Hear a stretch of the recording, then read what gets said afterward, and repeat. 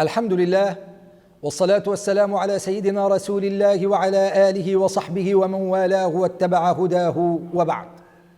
أيها المشاهد الكريم، ما زلنا في إطار حديثنا عن وسائل تحقيق السلام النفسي للإنسان المسلم. واسمحوا لي أن أقول إن من أهم الوسائل التي تحدث للإنسان راحة وسلاما داخليا فريضة الصلاة. فالصلاة شرعت لتجديد الصلة بينك وبين ربك، وتطهيرك من دنس الغفلة عن ذكره والسهو عن مراقبته. ولذلك لم يجعلها الحق سبحانه وتعالى تؤدى في وقت واحد، بل وزعها على اليوم والليلة، حتى إذا ما غفل الإنسان عن ربه جاءت الصلاة منبهة لروحه وموقظة لقلبه. وهذا المعنى نأخذه من قول رسول الله صلى الله عليه وسلم: أرأيتم لو أن نهرا بباب أحدكم يغتسل فيه كل يوم 5، هل يبقي ذلك من درنه؟ قالوا: لا يبقي من درنه شيئا. قال: فذلك مثل الصلوات ال5 يمحو الله بهن الخطايا. ولكن ينبغي التنبيه على أمر مهم، وهو أن تحقيق الصلاة للسلام النفسي الداخلي يتوقف على الخشوع فيها، وإلا فكثير منا يباشر أعمال الصلاة على عجل ولا يأخذ خيرها وبركتها، والسبب أنه لم يخشع في صلاته. وهنا يأتي السؤال المهم: كيف يمكن للإنسان فينا أن يخشع في الصلاة حتى يتحقق له السلام النفسي؟ نقول على بركة الله: هناك عدة أمور إذا استحضرها الإنسان يتحقق له الخشوع في الصلاة. أولها أن تفرغ قلبك من علائق الدنيا وشواغلها، لأن القلب هو محل استقبال الأسرار والأنوار، فيجب عليك إذا دخلت إلى الصلاة أن تدخلها بقلب سليم، قلب خال من مشاكل الدنيا وهمومها، حتى يمكن للقلب أن يستقبل أنوار الصلاة وأسرارها. كلنا يعلم أن مفتاح الصلاة في كلمة الله أكبر، فإذا قلت الله أكبر فاعلم أن الله أكبر من نفسك، الله أكبر من ولدك، الله أكبر من أهلك، الله أكبر من مالك، الله أكبر من الدنيا كلها. إذا دخلت إلى الصلاة ادخلها بقلب سليم من الدنيا، تماما كما كان حال رسول الله صلى الله عليه وسلم. فتقول أمنا السيدة عائشة رضي الله عنها: كان رسول الله صلى الله عليه وسلم في مهنة أهله يرقع ثوبه ويحلب شاته ويخصف نعله، فإذا حضرت الصلاة لا يعرفنا ولا نعرفه. أما من دخل إلى الصلاة بقلب مشغول بالدنيا وهمومها فلن يستفيد شيئا من صلاته، ولن تحقق له الصلاة السلام النفسي الذي نرجوه ونتمناه.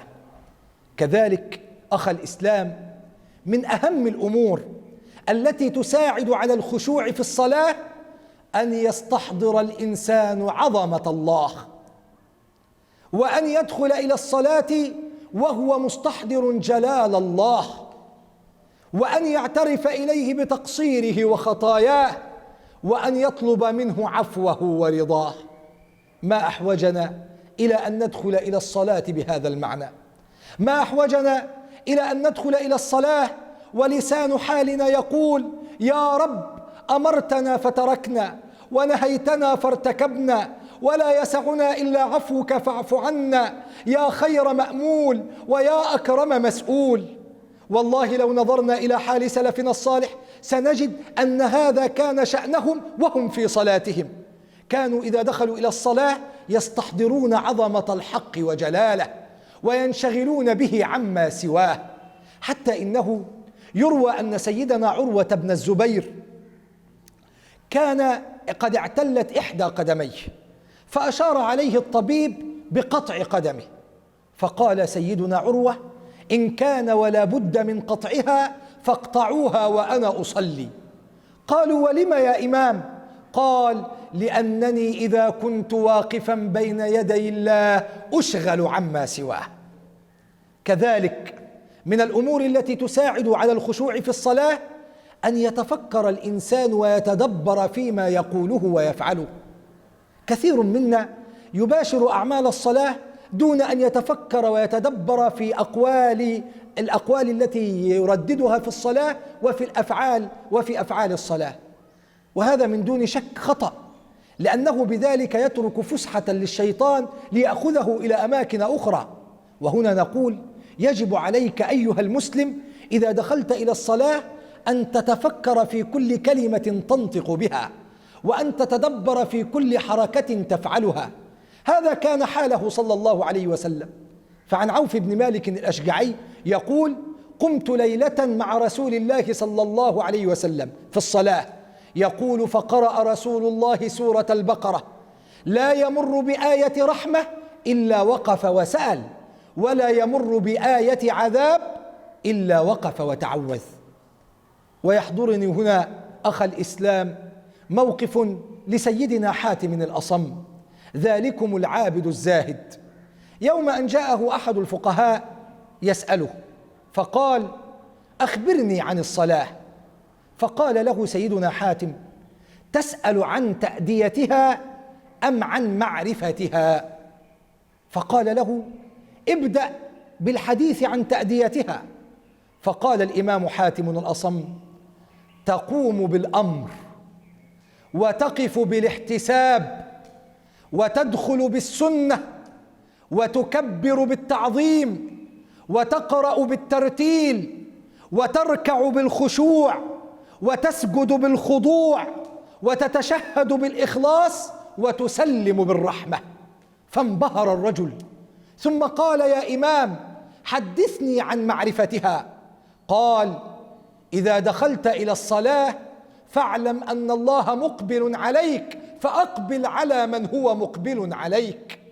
وإذا ركعت فلا تؤمل أن تقوم، ومثل الجنة عن يمينك، والنار عن يسارك، والصراط تحت قدميك، والله عز وجل معك، فإذا فعلت ذلك فأنت مصلي. إخوة الإسلام، لو استحضرنا هذه الأمور سنخشع في صلاتنا، وستحقق لنا الصلاة السلام النفسي الذي نتمناه، ولن يكون هناك شيء أحب إلينا من الصلاة. وأختم بكلمة قالها أحد الصالحين وهو يحتضر، بكى فقيل: ما يبكيك؟ قال: والله ما أخاف من الموت إلا من حيث إنه سيحول بيني وبين قيام الليل.